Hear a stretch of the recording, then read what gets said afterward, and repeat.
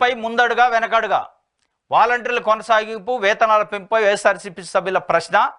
నేడు అసెంబ్లీ సమావేశాల ప్రశ్నోత్తరాల్లో చర్చ. ప్రభుత్వం ఉద్దేశంపై కొంత స్పష్టత వచ్చే అవకాశం. వాలంటీర్లను కొనసాగిస్తామని, వేతనం పెంచుతామని ఎన్నికల్లో బాబు హామీ.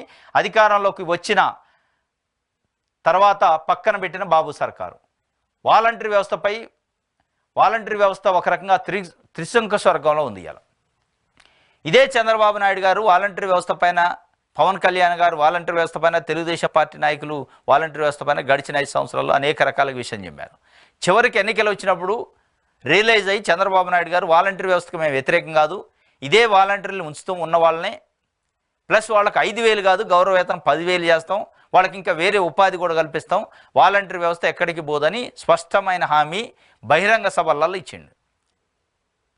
మేనిఫెస్టోలలో పెట్టారు 5,000 నుంచి 10,000 వాలంటీర్లు చేస్తాను.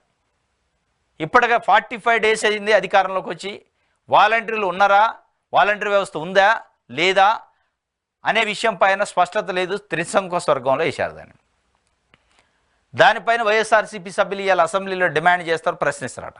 వాలంటీర్ వ్యవస్థ పైన ప్రభుత్వం యొక్క ఉద్దేశం ఏంటి, ప్రభుత్వం యొక్క వివరణ ఏంటి, ప్రభుత్వం యొక్క అభిప్రాయం ఏంటి, ఉంటున్నారా తీసేస్తున్నారా, ముందుకే వెనక్కే అనే విషయాలపైన స్పష్టత కోరే అవకాశం వైఎస్ఆర్సీపీ నాయకులు ఎమ్మెల్యేలు చేస్తారట.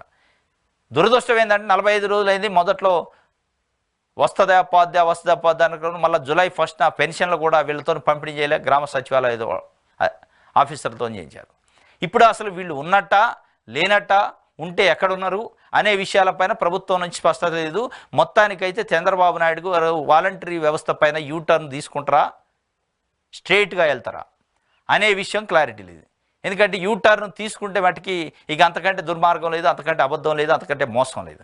ఆయనే స్పష్టంగా చెప్పిండు వాలంటరీ వ్యవస్థ అద్భుతం, దీనికి 5,000 కాదు 10,000 ఇచ్చి పని చేయించుకోవాలి మనం అని చెప్పి స్పష్టంగా కొన్ని లక్షల మంది సమక్షంలో మాట్లాడిన వ్యక్తి ఇవాళ ఒకరు నిజంగానే యూటర్న్ తీసుకొని అబద్ధం ఆడితే ఇక అంతకంటే ఆత్మవంచన, అంతకంటే మోసం ఇంకోటి ఉండదు అనేది చెప్పి ఇవాళ వాలంటీర్లు అయితే అడుగుతున్న పరిస్థితి. వాలంటీర్లు కూడా పాపం 1000 కళ్ళతో ఎదురు చూస్తున్నారు. మా గురించి ఏమన్నా ఎవరన్నా మాట్లాడతారేమో, మా గురించి ఏమైనా చర్చ వస్తుందేమని అనేక మంది తెలుగుదేశం పార్టీ ఎమ్మెల్యేలు, ఎంపీలు, మంత్రుల దగ్గర పోయి రిప్రజెంటేషన్లు ఇస్తున్నారు. ఎవరు కూడా దాని గురించి ఊహో అంటలే, ఆహా అంటలే, ఎవడు స్పందనే లేదు. అంటే మరి ఈరోజు అసెంబ్లీలో వైఎస్ఆర్సీపీ ఎమ్మెల్యేలు దీనిపైన ప్రశ్నిస్తారట. ఆ ప్రశ్నకు నిజంగా మరి ప్రభుత్వం ఇచ్చిన నుంచి సమాధానం వద్దా, మళ్ళీ యూటర్న్ తీసుకునే కార్యక్రమం చేస్తారా అనేది ఒక స్పష్టత ఇవాళ వచ్చే అవకాశం ఉంది. ముందుక వెనకడుగా అనేది